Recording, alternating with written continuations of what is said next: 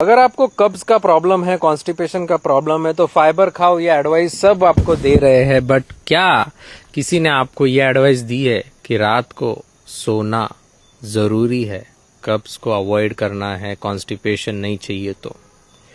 क्या किसी ने आपको ये बताया है कि आपको सुबह सुबह ब्रीदिंग एक्सरसाइज करना बहुत इंपॉर्टेंट है? क्या किसी ने आपको ये बताया है कि आपको deep belly breathing, diaphragmatic breathing करना इंपॉर्टेंट है कॉन्स्टिपेशन को अवॉइड करने के लिए? नहीं बताएगा कोई, क्योंकि किसी को इस कनेक्शन के बारे में नहीं पता है। बहुत कम लोग हैं जिसको ये पता है। मैं बताऊंगा वेगस नर्व के बारे में। वेगस नर्व होती है हमारे दिमाग से लेके कोलन तक, और दिल के पीछे से जाती है, फेफड़ों के पीछे से जाती है, सबको कनेक्टेड होती है ये नर्व। गट को कनेक्टेड होती है ये नर्व। आपको सबसे पहले तो ये समझना पड़ेगा कि आपको कॉन्स्टिपेशन होता क्यों है। कॉन्स्टिपेशन हो सकता है स्लो गट मूवमेंट्स के वजह से। अभी स्लो बॉडी कब हो जाती है, टेक्निकली मैं अगर बता दूं तो थायराइड की कमी हो जाती है, तब हो जाती है। तो सबसे पहले तो चेक करो थायराइड तो नहीं है।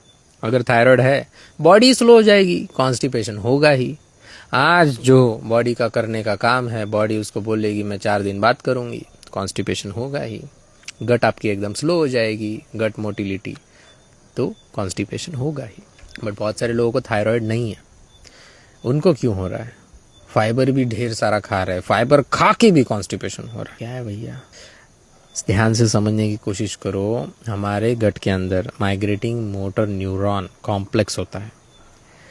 ओके, इसके ऊपर अगर एसिटोकोलिन चिपक गया तो ये एक्टिवेट होता है। फेज 1, फेज 2, फेज 3, फेज 4, ऐसा 4 फेज होते हैं। आप ये जान के हक्का बक्का हो जाओगे।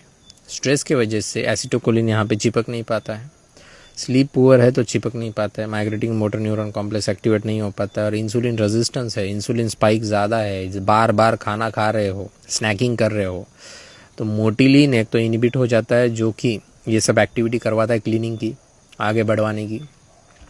और आपका इंसुलिन ज़्यादा होने की वजह से, इंसुलिन रेजिस्टेंस होने की वजह से आपका मोटर न्यूरॉन कॉम्प्लेक्स ये इनहिबिट होने लगता है। यानी कि इंसुलिन रेजिस्टेंस सिर्फ और सिर्फ हमें दिमाग में, लिवर में और मसल में नहीं हो रहा है, हमें गट में भी हो रहा है।